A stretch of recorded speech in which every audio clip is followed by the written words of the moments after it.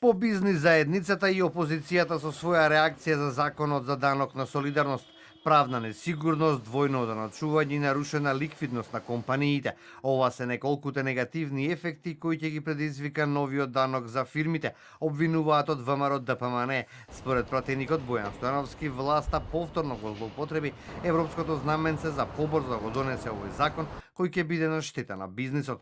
Непредвидливоста во даночните политики го намалува инвестирањето на постојните компании, внесува дополнителен ризик кај потенцијалните инвеститори, сериозно нарушување на ликвидноста во компаниите.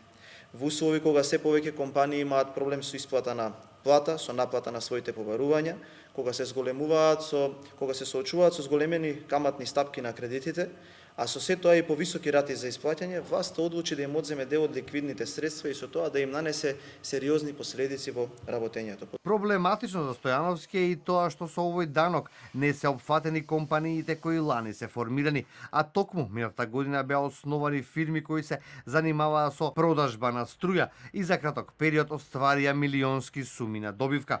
Образложението за ваквиот потек на креаторите на солидарниот данок е дека не може да се направи споредба со остварениот приход на компаниите основани лани со годините претходно, што е еден од условите за плаќање на овој данок. Бизнисот и натаму реагира и апелира до председателот Стево Пендаровски да не го подпишува указот на законот. Стопанските комори се едногласни дека нови даноци не им се потребни. Владата парите кои планира да ги собере од приватниот сектор да ги обезбеди од нефункционалните државни институции. Доколку е идејата да се приберат одредени средства, треба да се размислува во правец на рационализација во државниот сектор, јавните предпријатија кои бележат загуби континуирано или одредени други институции кои се неефикасни, а дека оваа мерка треба да е последната.